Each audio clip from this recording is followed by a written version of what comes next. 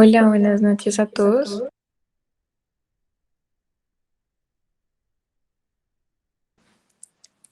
Vamos a iniciar con la charla del día de hoy, a cargo de Cristian Forero, estudiante de 10º semestre de medicina, de onceavo semestre de medicina, em, y pues de antemano nos disculpamos por haber pospuesto esta charla. Por motivos de fuerza mayor no la pudimos dar hace 8 días. Entonces, adelante, Cris. Hola, buenas noches a todos. Un gusto tenerlos aquí en esta charla. Hoy vamos a hablar de unos principios generales de injertos de piel. Entonces, siguiente, por favor. Esta fue la bibliografía utilizada principalmente para esta charla. Siguiente. Este es el contenido, entonces en primer lugar vamos a hablar un poco de un recuento histórico acerca de los injertos de piel, introducción, algo de histología de la piel, algo, un resumen porque ya en otras charlas lo hemos ahondado un poco más profundo, definición de lo que son los injertos de piel, clasificación de los injertos de piel, las indicaciones, las zonas donantes que se usan frecuentemente, la fisiología de la integración de los injertos, los factores adversos, que influyen en la integración de los injertos y las características de la piel injertada. Entonces, en cuanto a la historia, entonces se tienen datos de hace aproximadamente 3.000 años en donde la casta de los tejedores de la India utilizaron injertos de espesor total para la reconstrucción de efectos que se presentaban luego de la mutilación disciplinaria, principalmente a personas que cometían robo. Entonces, estos son como los primeros hitos en la utilización de injertos de espesor total. En 1804, Baronio se documentó que transfirió un injerto de espesor completo de un lado de la raíz de la cola de una oveja al lado contralateral y teniendo pues resultados satisfactorios. Posteriormente, en 1872 y 1886, reportaron dos autores por separado sus experiencias utilizando verdaderos injertos de espesor parcial y pues que pues tuvieron un resultado adecuado. En 1875, Reisenberg-Wolf introdujo el concepto de injerto de espesor total y lo hizo informando el uso de este mismo en la reconstrucción de un defecto de párpado inferior.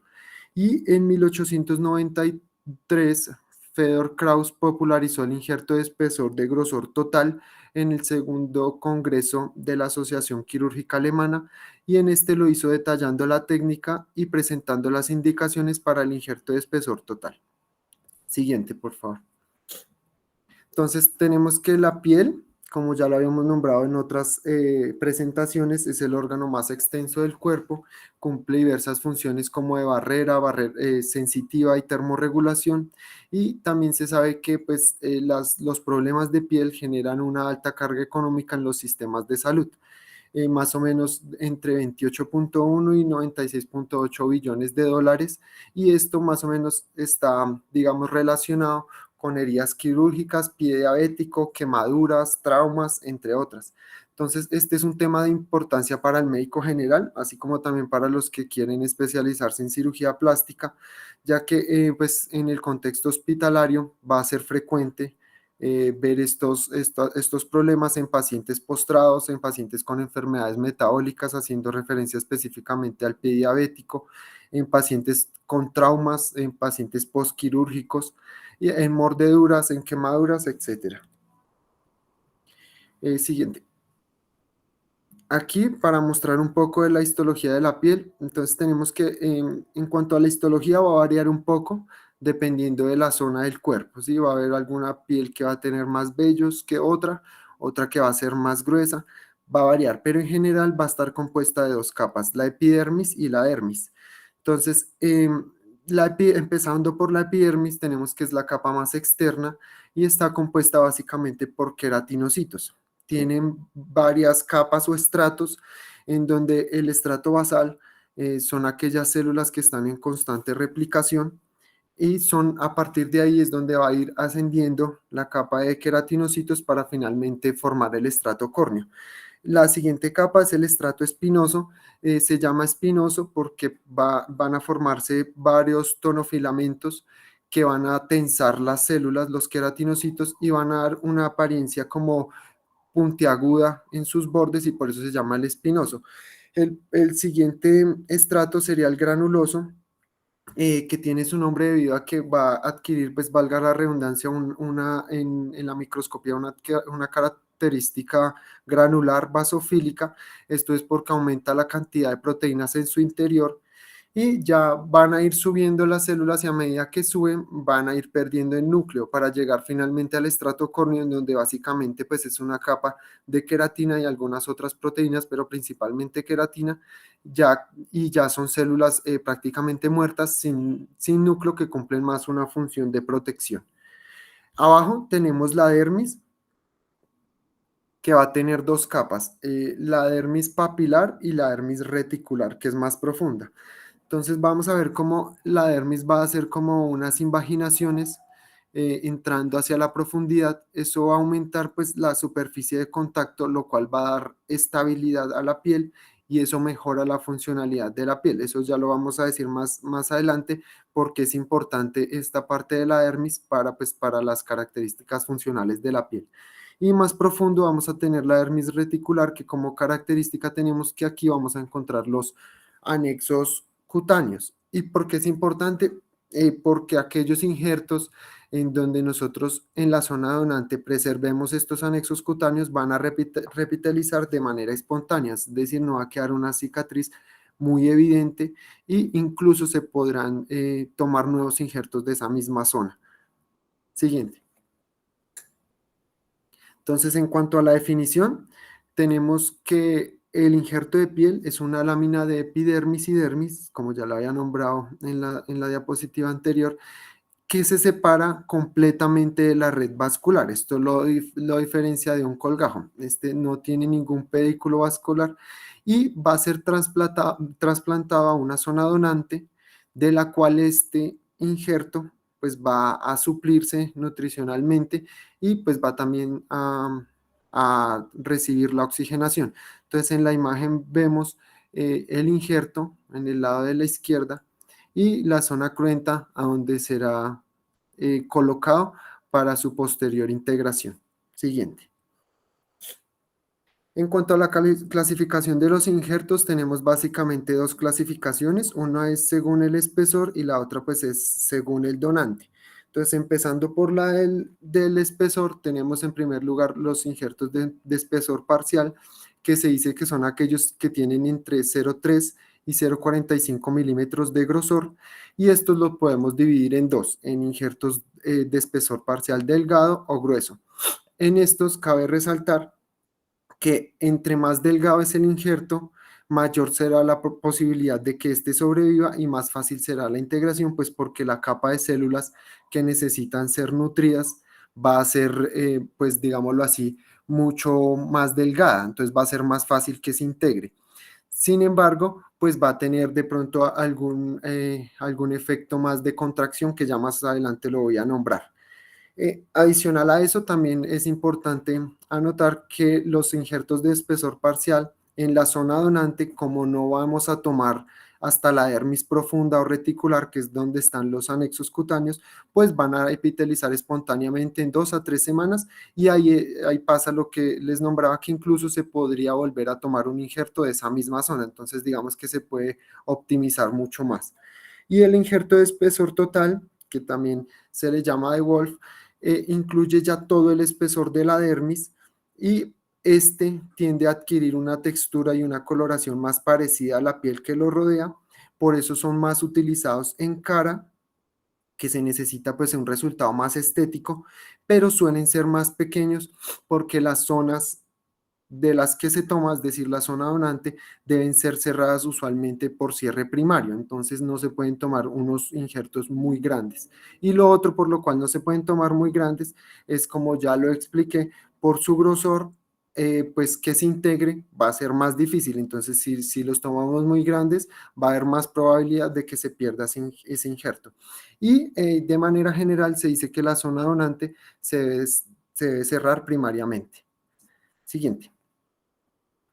Esta clasificación es la de según el donante, entonces tenemos los autoinjertos, que es la zona donante y la receptora pertenecen al mismo individuo, son digamos que de los más utilizados, el aloinjerto o homoinjerto, que son injertos de otro individuo, pero de la misma especie, y los seroinjertos o los heteroinjertos, aquí principalmente se leía que se utilizan los de piel de cerdo, entonces estos son de otro individuo, pero además que es de diferente especie. Siguiente. Entonces, en general, en cuanto a las indicaciones, tenemos que los injertos se utilizan para cubrir defectos de cobertura superficial en donde existan unas condiciones apropiadas de vascularización, pues teniendo en cuenta que estos no tienen vascularización propia, sino que se van a nutrir a partir del lecho receptor. Entonces, pero hay algunas excepciones en donde también se puede utilizar en zonas que no están bien vascularizadas, pero que posteriormente van a ser llevadas a un procedimiento quirúrgico de pronto de mayor complejidad. Entonces, estos pueden servir como solución definitiva a un defecto cutáneo o como solución transitoria previo a procedimientos reconstructivos de mayor complejidad. Entonces, suelen utilizarse en defectos cutáneos de cara. En la cara, lo más utilizado son los injertos de espesor total, ya que, pues como nombré anteriormente, adquieren, digamos, mejores características más parecidas a las de la piel normal de la zona, por lo tanto se obtienen mejores resultados estéticos. También se utilizan en defectos cutáneos en tronco y extremidades, como son pues abulsiones, laceraciones, heridas con pérdida de sustancia. También se pueden utilizar para cerrar defectos como secuelas de infecciones después de que el área pues ya esté sin ningún tipo de tejido necrótico, que tenga un buen lecho, digamos, un buen tejido de granulación que permita una buena integración del injerto. En zonas flexores también se pueden utilizar, pero hay que tener en cuenta que en estas zonas flexoras va a haber una mayor probabilidad de que hayan retracciones y esas retracciones pues como ya lo hemos dicho, van a limitar la funcionalidad. Entonces, en estas zonas se pueden utilizar, pero hay que tener algunas precauciones. Y en quemaduras es de las indicaciones, digamos, más utilizadas, en donde pues juegan un papel decisivo. En estos casos es en donde suele utilizarse que después de hacer un injerto de espesor parcial de la misma zona donante se puede tomar uno nuevo y volver a cubrir otra zona. Entonces estos son de los más utilizados. Y lo otro que se utiliza es en tratamiento de zonas donantes de colgajo, que quedan pues una zona cruenta y se puede cubrir con injerto, teniendo mejores resultados estéticos y pues digamos hay más facilidad de tomar injertos que colgajos. Siguiente. Ya hablando de las zonas donantes, vamos a tener que hay diferencias en cuanto a zonas, si es un injerto de espesor total o de espesor parcial. Entonces tenemos que en los injertos de espesor total suelen ser pliegues y surcos en donde pues se pueda tomar el injerto y permita un cierre primario, pero además que este cierre primario, la cicatriz resultante sea poco notoria y no deje una secuela funcional. Entonces, entre los sitios comúnmente utilizados están los surcos retroauriculares, los pliegues inguinales, las zonas supraclaviculares, la piel preauricular, el párpado superior. En cuanto a los injertos de espesor parcial, eh, se intenta que sean superficies ligeramente convexas para facilitar la toma. Ya vamos a ver en unas diapositivas posteriores por qué va a facilitar la toma. Y en estos injertos de espesor parcial hay que tener en cuenta que la dimensión del injerto va a estar dada por la longitud de la cuchilla y la longitud del injerto va a estar dada por el área anatómica de donde se tome. Los sitios frecuentemente utilizados para los injertos de espesor parcial son la región glútea, los muslos, el tronco, las extremidades superiores, las piernas y el cuero cabelludo. Siguiente. Entonces, en esta imagen podemos ver los sitios frecuentes de toma de injertos tanto de espesor parcial como de espesor total. Entonces, empezando por las de espesor total, que son las de la imagen de la derecha, tenemos en primer lugar la región retroauricular, que es un es un excelente lugar para tomar injertos para colocar en cara, ya que pues las características estéticas que se van a obtener son muy buenas y en esta zona se pueden obtener tamaños hasta de 2 centímetros de diámetro y también se permite un cierre directo con una cicatriz que queda oculta, entonces son muy utilizados. Otra zona frecuentemente utilizada para injertos de espesor total es la región supraclavicular, que se dice que es casi tan buena como la retroauricular para los injertos en cara. Eh, y en estos, aunque son utilizados principalmente para espesor total, también se puede tomar de espesor parcial de esta zona. Otra zona importante de toma de injerto de espesor total son los pliegues de la muñeca, que son utilizados para cubrir defectos en dedos. Pues digamos, funcionalmente buenos y las características estéticas también son buenas. Y también hay otros injertos de espesor total que se pueden utilizar, que son de los labios mayores, que tienen una coloración más oscura y se utilizan frecuentemente para la reconstrucción de areola y pezón. En la imagen de la izquierda tenemos unos sitios frecuentes de toma de injertos de espesor parcial. Entonces, en estos, como les decía, suelen ser zonas que tienen algo de convexidad para que facilite pues la toma del mismo y se suelen utilizar pues piel del tronco y de los muslos, es como lo más utilizado, pero también se utiliza glúteo y bueno, esas son las más utilizadas. Siguiente, por favor. En cuanto a la fisiología de la integración del injerto, entonces podemos dividir, digámoslo, esquemáticamente. Esto es un proceso continuo como todos los procesos fisiológicos, pero pues para estudiarlo de una manera de pronto un poco más fácil, lo dividen esquemáticamente en tres momentos. El primer momento, que se llama la inhibición plasmática, el segundo, la inosculación de los vasos sanguíneos y el último, la revascularización. Entonces, en la inhibición plasmática va a consistir en que el injerto va a entrar en contacto con el lecho receptor mediante una capa de fibrina que por efecto de capilaridad pues va a hacer que se una de cierta manera fuertemente el injerto al lecho receptor y de ahí va a empezar a nutrirse. Entonces va a funcionar como un cultivo celular. Esto va a pasar entre las primeras 36 a 48 horas y pues esta va a ser la primera fase en donde pronto va a ser un poco menos eficiente la nutrición del injerto. Posteriormente, luego de 48 horas, se va a empezar a dar la inosculación de los vasos sanguíneos, que consiste en que va a haber un crecimiento de vasos sanguíneos tanto del lecho receptor como del injerto. Entonces, al crecer esos vasos sanguíneos, va a llegar un momento en donde se van, digámoslo así, a encontrar y, entre comillas, a anastomosar y va a permitir, pues, que se forme una red vascular continua con una mejor nutrición del injerto. Y por último, vamos a tener la revascularización que se va a dar a partir del día quinto y esto se da a partir del crecimiento de vasos sanguíneos desde el lecho donante que van a penetrar hacia el injerto. Cuando se establece esta revascularización, se dice que los anteriores vasos sanguíneos, es decir, esos formados por inosculación, van a tener un proceso de degeneración y va a quedar todo, digamos, a partir de esa nueva red vascular formada, pues a partir de los vasos sanguíneos del sitio donante. Siguiente.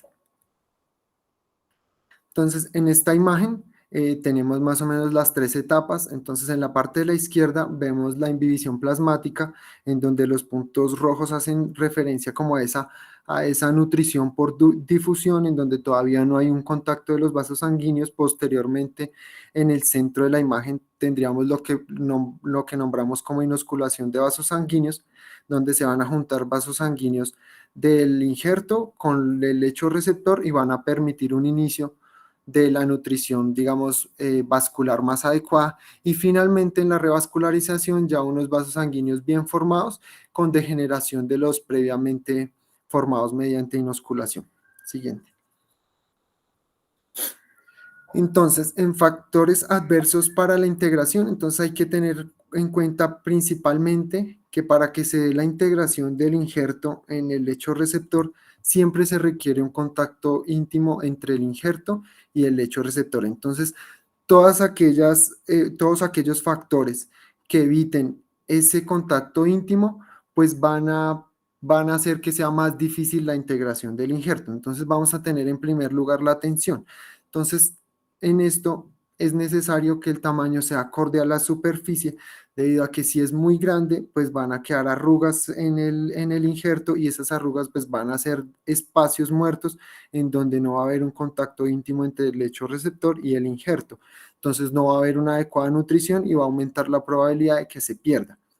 El movimiento es algo muy importante en el inicio pues, de la colocación del injerto. Debe estar totalmente inmóvil para permitir pues esa inhibición plasmática y esos procesos de revascularización. Entonces, por eso debe estar inmóvil y en aquellas zonas en donde no sea fácil mantener la inmovilidad, pues se deben utilizar estrategias como férulas, como presión con silicona, entre otras, para mejorar ese contacto entre el injerto y el lecho receptor. En cuanto a la interfase, entonces todo líquido que se acumule entre el lecho receptor y el injerto va a evitar pues el contacto íntimo. Entonces entre esos líquidos podemos tener sangre, suero o material purulento. Entonces se debe tener en cuenta estas condiciones porque la acumulación de cualquiera de estos líquidos va a hacer que se pierda. Entonces la debemos evitar a toda costa y debemos vigilar que no se presente. Y por último, el tejido de granulación del lecho receptor. Si bien es necesario que haya un buen tejido de granulación, en algunos pacientes que el tejido de granulación ya está, digámoslo, de manera crónica, ese tejido de granulación va a empezar a fibrosarse y al fibrosarse, pues no va a tener pues un adecuado lecho vascular. Entonces, esas zonas receptoras con tejido de granulación muy fibrótico deben ser primero desbridadas para mejorar la integración del tejido a dicha zona. Siguiente. En cuanto a la técnica de la toma de los injertos, pues en primer lugar tenemos que hay varios tipos de instrumentos por los cuales se pueden tomar estos injertos y también pues va a depender eh, de, del grosor que uno quiera, si es exacto o no. Entonces, en primer lugar se tienen las cuchillas o pues las hojas de escalpelo que pues son una buena herramienta. Sin embargo, no todos permiten la graduación o la regulación del grosor del injerto. Entonces, en estos, la cuchilla de Humphrey, esa sí se puede graduar el grosor, pero otro como el escarpero no se puede graduar el grosor y va a depender, digamos, del corte homogéneo que haga la persona que lo está tomando. Por otro lado, se tiene el dermatomo de tambor, también conocido como el dermato de Paget, el cual sí obtiene unos injertos de un grosor más uniforme. Y pues hay que tener la consideración que en la zona donante se suele aplicar como un cemento para que esa zona se vaya pegando al tambor o al rodillo cuando vaya siendo tomado el injerto. Y por último, los dermatomos eléctricos que permiten tomar unas tiras de piel o pues de injerto más extensas de una manera más uniforme y suelen ser utilizadas en áreas como tronco o extremidades, pues para tomar esas porciones más grandes. Y entre estos, pues cabe resaltar que hay uno que se llama el dermatomo de Castroviejo, que es utilizado para tomar injertos mucosos. Siguiente. Entonces aquí en estas imágenes vemos más o menos el proceso para la toma de un injerto. Entonces en la imagen de la izquierda eh, vemos que se va a utilizar un anestésico local con epinefrina para reducir el sangrado de la zona donante. Entonces se va a infiltrar toda la zona y posteriormente se va a tomar el injerto. Se recomienda que sea de distal a proximal y pues se debe hacer algo de tensión en la piel para tomarlo de manera homogénea. Mm, Usualmente, como lo decía, son tomados en muslos y tronco y la convexidad de estas zonas del cuerpo permite algo de facilidad en la toma de estos injertos de espesor parcial. En la imagen de la derecha se ve el dermátomo y en la imagen del centro podemos ver el que es tipo cuchilla o escalpelo. Siguiente. Ya en cuanto al injerto de espesor total, para estos, aquí tenemos un ejemplo de la toma de injerto de piel retroauricular. Entonces se va a cortar la piel en profundidad hasta la dermis con bisturí. Una vez ya se tenga el fragmento retirado, lo que se va a hacer es quitarle la grasa para permitir una mejor integración, permitir que estén más en contacto el lecho receptor con el injerto y también en algunos casos se puede hacer incisiones para evitar la acumulación de líquido debajo del injerto. Y en este se va a hacer un cierre primario de la zona donante. Y aquí tenemos una técnica que es la técnica del enmayado. Suele utilizarse en varias cosas, pero principalmente se utiliza para aumentar el área del injerto en aquellos pacientes en donde las zonas donantes ya no sean suficientes. Entonces, haciendo estos orificios se puede aumentar el área del injerto, pero también se puede utilizar este enmayado para poner injertos en zonas irregulares como en articulaciones, ya que el enmayado permite pues como un mejor acople a esas zonas irregulares, evitando dejar arrugas. Normalmente leía que suele utilizarse, pues se suele ampliar el área de a 1.5 veces, ¿sí?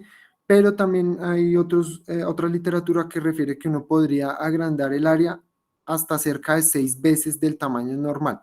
Sin embargo, en esos casos habría que tener en consideración que si bien el lecho receptor o la zona en donde se va a poner el injerto va a epitelizar a partir de queratinocitos del injerto, si hay unos orificios muy grandes, la zona central de esos orificios va a tener que empezar a formar tejido de granulación. Por lo tanto, la cicatriz va a ser más ostensible en estos enmallados que sean de un diámetro más grande.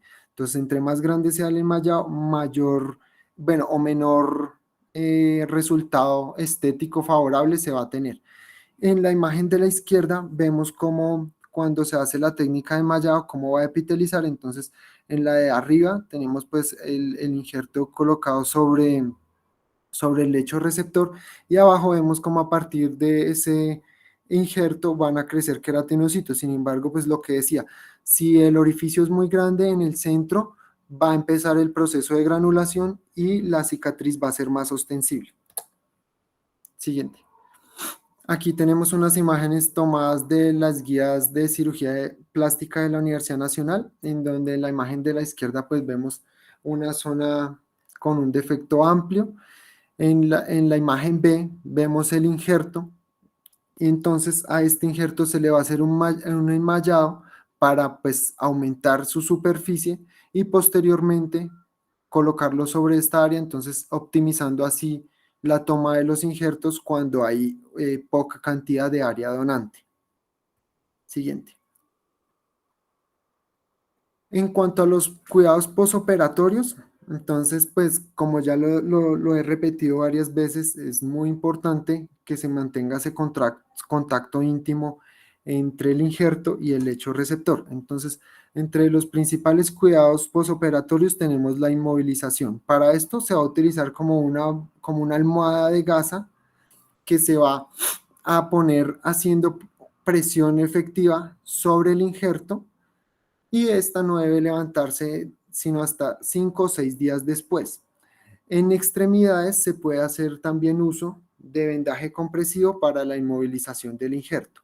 En las zonas de flexión, como lo nombraba anteriormente, es importante utilizar férulas y que se van a mantener hasta 6 meses de forma intermitente.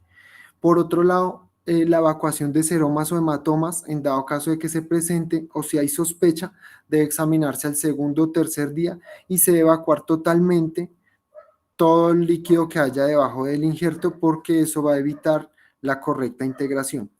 Y por último, en cuanto ya a los injertos infectados, se tiene que tener en cuenta que no suele dar fiebre en las primeras 24 horas, no está bien integrado, entonces la respuesta inflamatoria no va a ser la misma. Entonces no suele dar fiebre en las 24 horas, sino al segundo o tercer día, cuando ya digamos hay un contacto mayor entre injerto y lecho receptor.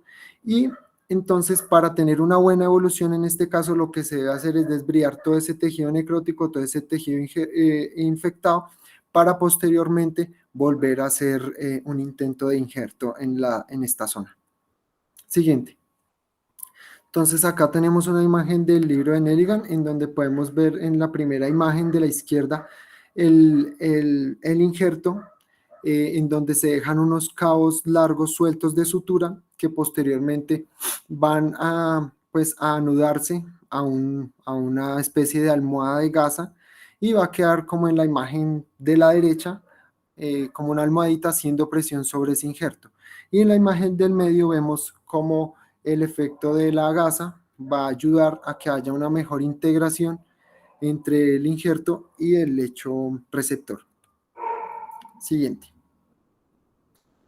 Finalmente, hablando de las características de la piel injertada, entonces hay que tener primero en cuenta que entre más delgado sea el injerto, va a tener o peores características que un injerto de espesor total, pues porque no va a tener los anexos cutáneos. Entonces estos injertos de espesor parcial delgados van a perder la sensibilidad, la lubricación, la elasticidad y la sudoración. En cuanto a la contracción, aquí cabe resaltar que hay dos tipos de contracción. Hay una contracción que se llama contracción primaria y otra que es contracción secundaria. La contracción primaria hace referencia a la contracción que sufre o que se lleva a cabo apenas se toma el injerto. Entonces, la contracción primaria va a estar dada por las fibras elásticas, por lo tanto, los injertos de espesor total van a tener una mayor contracción primaria. Entonces, después de que se toman, tienden a reducir su área. Mientras que los injertos de espesor parcial, como no tienen tantas fibras elásticas porque tienen menos dermis, esa contracción primaria va a ser menor. Pero la contracción secundaria hace referencia a la contracción que sufre o que tiene el injerto ya cuando está integrado a su lecho receptor. Entonces, esta contracción secundaria va a ser menor en los injertos de espesor total, mientras que en los injertos de espesor parcial, el tejido cicatricial circundante, pues al injerto, va a hacer que haya más contracción. Entonces esto va a ser un proceso lento y progresivo y va a iniciar más o menos a la segunda semana, va a durar hasta los 6 a 8 meses. Entonces, como ya lo había dicho, a mayor espesor hay menor contracción, eh, y pues mejores resultados cuando es de espesor total, dado que no hay tanta contracción.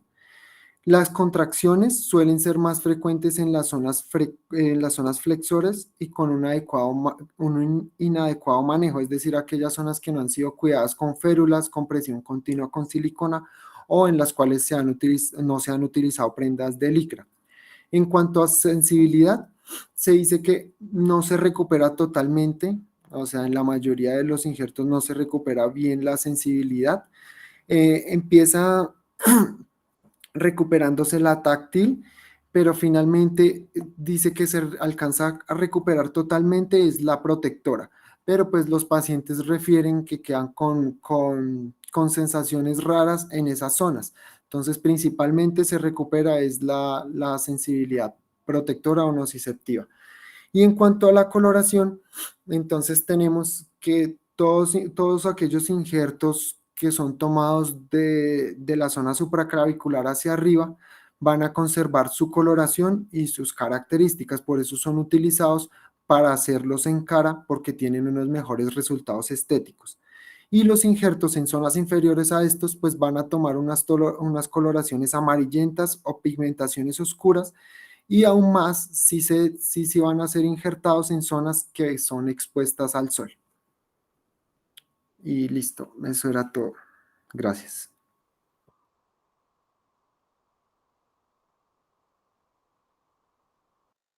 Adelante. Adelante.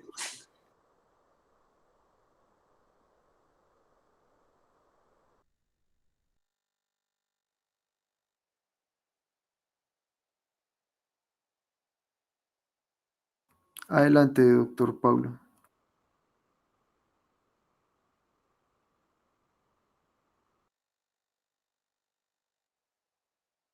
¿Alguien, Aló, alguien buenas tiene noches. preguntas? Aló, buenas noches. Buenas noches, Doc, lo escuchamos. ¿Cómo está? Primero, pues, felicitar a Cristian José, pues una muy buena exposición, una muy buena revisión de injertos. Y pues nada, simplemente hacer un pequeño aporte con respecto a la parte de la contracción que se genera en las zonas receptoras, cuando tú mencionabas en la parte de zonas flexoras, que también sería una de las indicaciones para realizar el injerto y pues asimismo que es una de las zonas que más se genera contracciones y que tú mencionabas que también es en ocasiones es recomendado mantener la férula. Hoy en día se está utilizando mucho la matriz dérmica celular. Entonces, lo que hacemos o lo que se está haciendo, por ejemplo, en el Hospital de la Misericordia es que una vez que uno considere que es necesario pues hacer el injerto por una quemadura o por cualquiera que sea la situación en un pliegue de flexión, entonces inicialmente ponemos la matriz dérmica celular como si fuera un injerto inicial y este va a mejorar o va a optimizar, digamos, el lecho receptor para después en un segundo momento, a los 5 días, sí realizar el injerto como tal de piel. Y pues muestra unos resultados muy favorables, realmente casi no genera contracciones, disminuye la pérdida del injerto, entonces simplemente sería pues ese aporte. Y Muchas como les gracias. digo, pues nuevamente felicitarlo porque muy buena charla. Gracias, Doc.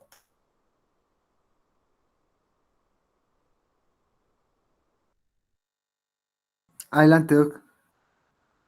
Buenas noches a todos. Me adhiero a las felicitaciones que hace el doctor. Creo que sí fue una muy buena presentación, muy organizada. También me parece que lo más importante es cuando uno como expositor tiene claridad sobre el tema, lo puede transmitir de la misma manera y creo que los conceptos fueron muy claros y precisos. También quiero felicitarlos porque sé que han tenido la continuidad y eso pues habla muy bien del grupo. Quisiera hacer varios aportes y comentarios en relación a al tema. Tal vez una de las cosas que quiero mencionar es una anécdota que tengo con relación a la historia de los injertos, digamos, en la Universidad Nacional. Nosotros teníamos un profesor que era el doctor Felipe Coiman y él nos decía, yo aprendí y la mayoría de los plásticos aprendimos a poner injertos a partir de las enseñanzas de la madre María del Rosario, que era una monja de la Clínica Palermo. Entonces, pues todos pensábamos, o yo llegué a pensar, claro, seguramente cuando arranca el grupo de la cirugía plástica, acordémonos que las especialidades como tal se institucionalizan alrededor de los años 60 y por esa época pues estaban ingresando estos primeros residentes y pensé, seguramente esta monja estudió en Francia y ella seguramente traía este conocimiento y empezó a impartirlo a los estudiantes de posgrado y entonces, ante esta curiosidad, yo un día decidí entrevistarla, fui directamente a la clínica de Palermo y hablé con la monja. Ella nos decía, claro, a mí se me ocurrió, porque yo pensé que ella había estudiado, entonces ella decía, a mí se me ocurrió, y cuenta claramente la anécdota con relación a uno de los pacientes que se llamaba Antonio, que tenía una camiseta, daba toda la descripción alrededor del personaje, y decía que tenía un defecto de cobertura, lo entiendo yo, en el muslo, y entonces ella decidió con una cuchilla de esas de afeitar, sacar un injerto de piel parcial y ponerlo como estampillitas, y midiéndolo con un cartón, y finalmente lo puso, y en ese sentido le enseñó a los cirujanos plásticos. Entonces uno pensaría que es muy probable que esto haya pasado, pero resulta que revisando las tesis de la colección Corporis Fábrica que tenemos en la Universidad Nacional, que se hicieron desde el año 1876, encontramos tesis ya a principios del siglo XX, 1900, digamos 4 o 5, ya se hacían allí observaciones alrededor de los injertos. Y la persona que escribe en estas tesis dice, ya llevamos más de una década utilizando este recurso insuperable para el manejo de las heridas. Lo que significa entonces que si los injertos aparecieron, como bien nos lo explicó el doctor Cristian, a finales del siglo XIX, en 1872, que fue cuando fueron descritos por Tirciolier, y entonces quiere decir que nosotros muy rápidamente empezamos a apropiarnos de esta tecnología. Pudiera haber concluido, se hizo y se olvidó, pero resulta que a lo largo de la primera mitad del siglo XX hay tesis relacionadas con injertos no solamente de piel, sino de muchos otros tejidos, incluso zooinjertos. Es decir, allí hay un tesista que incluso hace la recomendación, ya como en 1917, de cómo tomar los injertos de piel de la rana para ser utilizados en zonas cruentas. Y esto lo vemos hasta muy la llegada a la mitad del siglo XX, lo que significa que lo que la monja María del Rosario hizo no fue lo que estábamos pensando. Yo ubico este evento de la doctora de María del Rosario como alrededor de los años 1949, porque ella lo relaciona muy bien con el Bogotazo. Entonces, claramente no es cierta la apreciación que teníamos ni que ella fue la pionera con los injertos.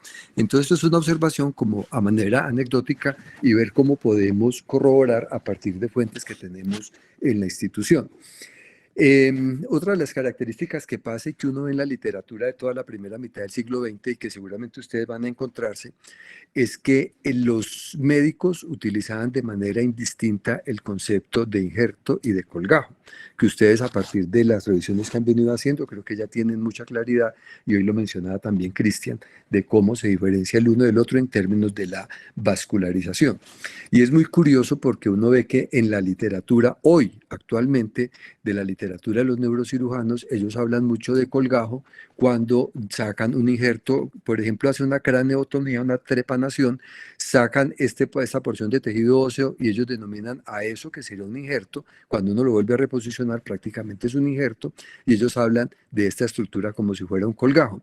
Pero no solamente lo hacen con el tejido óseo, sino también con materiales aloplásticos que utilizan para hacer reconstrucciones de la tabla ósea, que son materiales ya sea de titanio que ya no se usan, y otros materiales que se están usando en la actualidad, y ellos hablan de eso también como colgajo, y clarísimamente pues no lo es.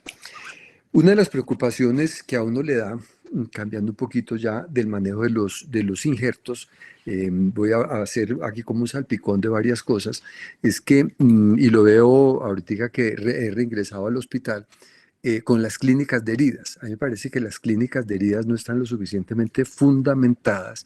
No hay un líder que debiera ser un médico y preferiblemente cirujano plástico, desde luego liderándolo también con personas de enfermería, pero tristemente ellos hacen un poco lo que se les ocurre y muchas veces sin conocimiento. Yo ya he tenido la experiencia con varios pacientes que uno los tiene ya injertados, zonas grandes de cobertura, que han requerido desde luego más de una fase de injertación, y ya uno los tiene cubiertos, los injertos están integrados y uno los manda a que le sigan haciendo ya esas curaciones un poco para perfeccionar, digamos, las condiciones locales de las heridas, de las áreas que se cubrieron, y resulta que terminan desprendiéndole los injertos, y el problema con estos pacientes. Ahora mismo tenemos una hospitalizada donde le hicieron una pérdida de los injertos después de estar completamente integrados. Yo creo que nos falta mucho todavía sobre este tipo de manejos. Otra cosa que a veces cuando uno está estudiante o no está muy, digamos, familiarizado con este tipo de tecnologías, existen muchos mitos que los ha difundido la televisión, incluso las películas. Seguramente muchos recordarán que empieza una película, la protagonista de la misma sufre un accidente terrible, al momentico aparece vestida como una momia, envuelta en vendajes casi que todo el cuerpo, y se habla de que le pusieron injertos, y después aparece una actriz mucho más bella, como si el injerto la hubiera mejorado. Tristemente, esto no es una realidad, y entonces acá empiezan a generarse mitos como que los injertos son maravillosos desde el punto de vista del resultado estético. Pero el asunto no termina ahí, termina que entonces esta mujer, en gratitud, termina muy enamorada del cirujano plástico, y este tipo de cosas realmente no ocurren en la vida real. Lo cierto es que estos injertos usualmente, desde los bordes donde ellos están, digamos, puestos en el sitio receptor, ya aquí hay una cicatriz que usualmente no es de buena calidad.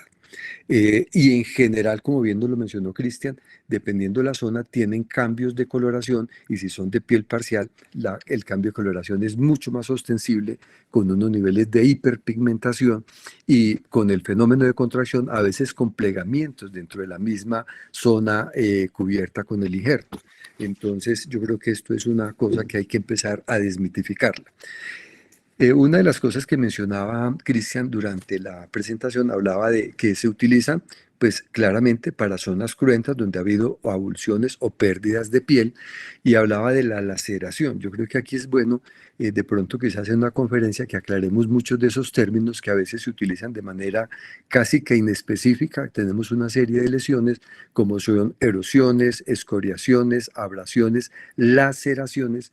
La laceración, según el Diccionario Terminológico de Ciencias Médicas, es como un rayón que uno haría con una aguja.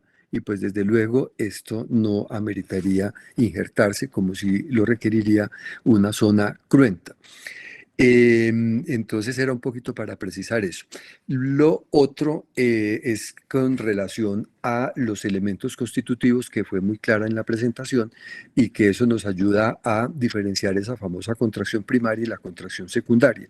De pronto, una parte para complementar la parte mnemotécnica de la contracción secundaria con relación a los injertos de piel total, es que el injerto de piel total es como si tuviera todos los elementos estructurales o como si tuviera, no los tiene realmente, y lo que hace como si fuera una estructura con ladrillos, los ladrillos están completos, de tal manera que lo que uno cubre, esa es el área que queda y no hay un fenómeno de retracción o de contracción de esa zona. La que uno injertó está cubriendo perfectamente esa zona. No así con los injertos de piel parcial, que ellos tienen un fenómeno de contracción y se retrae un poco esa zona. Tampoco es muy grande este tipo de retracción o de disminución del área que uno cubrió, pero claramente sí, con el injerto de piel total, prácticamente siempre se conserva ese 100% de esa zona que uno cubrió. Adicionalmente, hay que entender que también estuvo claramente explicado, el injerto de piel parcial, pues no tiene anexos, lo que significa que no tiene ni glándulas sebáceas, ni glándulas sudoríparas y tampoco tiene folículos pilosos. ¿Esto qué significa? Que los injertos de piel parcial siempre van a tener que estar teniendo un mantenimiento con lubricación. No así con los injertos de piel total que conservan todavía estas glándulas sebáceas y va a ser muy bien, digamos, la recuperación y la calidad de ese tejido en el largo plazo. Con relación a la toma de los sitios de injertos de piel total, bien expresados con las imágenes que nos ilustraron, tal vez una de las que nosotros un poco le tenemos, digamos, cierta aversión es tomarlo de la piel de la muñeca. Porque pues para muchos esto es como el signo de los suicidas y tal vez es un estigma que muchos no quisieran tener. Entonces es importante seguramente no tomarlo de allí y sí más bien utilizar las otras zonas que bien nos las explicó Cristian. Es importante, tal vez no se mencionó mucho, fue lo de las condiciones locales del lecho receptor, porque ese lecho receptor tiene que tener un tejido de granulación limpio, no hipertrófico y que no haya signos de infección. A veces cuando hay estreptococo del tipo beta, del grupo A, que no da una manifestación muy clara de infección, o si uno pone un injerto encima, rápidamente lo digiere y se pierde el injerto.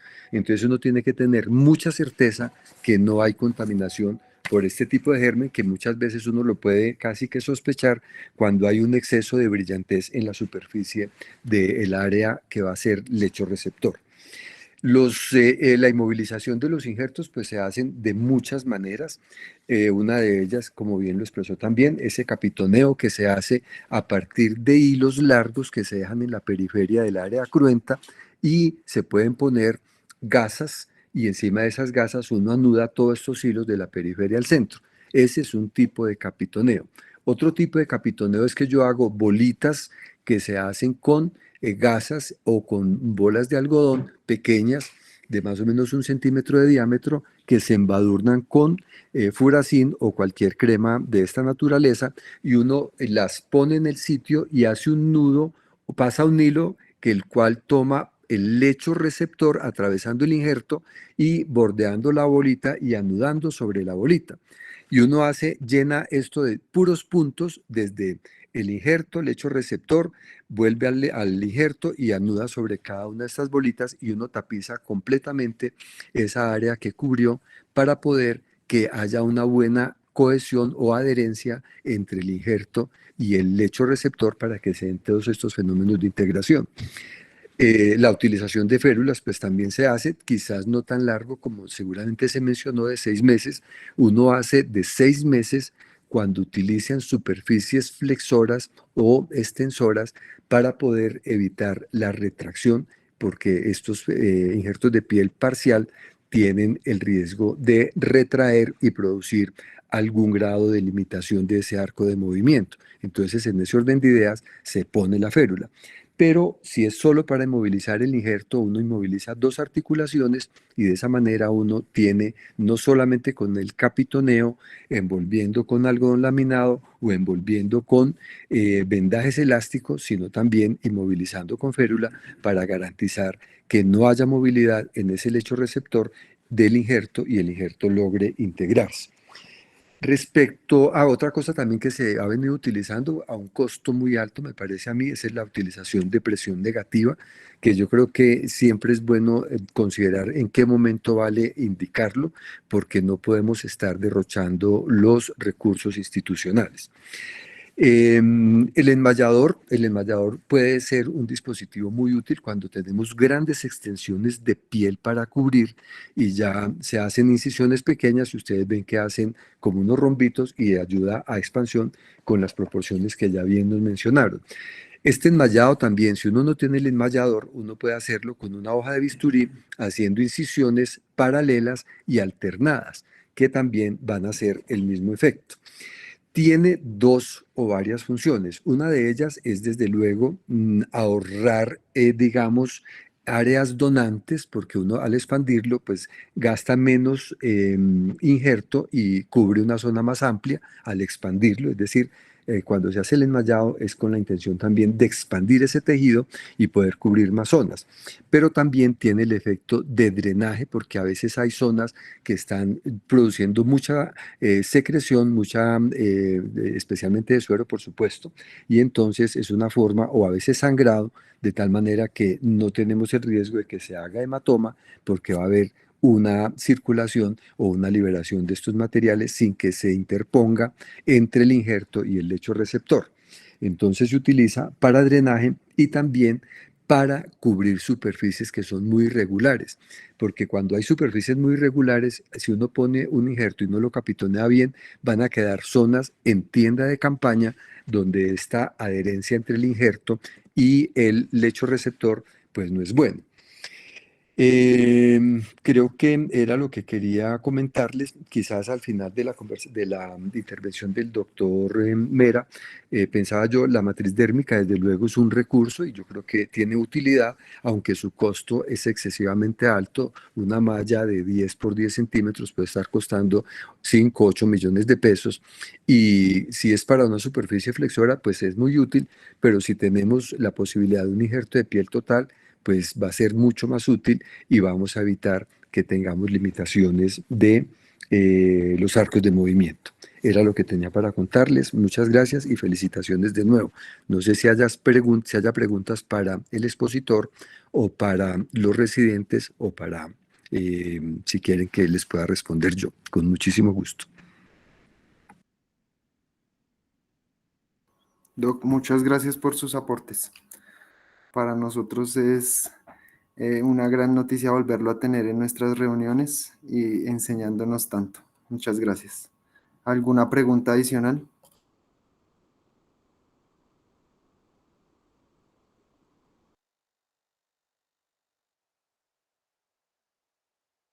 Bueno, si no hay más preguntas, agradecemos a todos los que estuvieron en esta charla. Les pedimos que estén pendientes de nuestras próximas charlas y bueno, que pasen buena noche. Gracias, Doc, por su participación y gracias a los residentes por conectarse. Gracias a ustedes y que tengan muy buena noche y felicitaciones de nuevo. Buenas noches, profe. Buenas noches, Cristian. Bueno, que esté muy bien.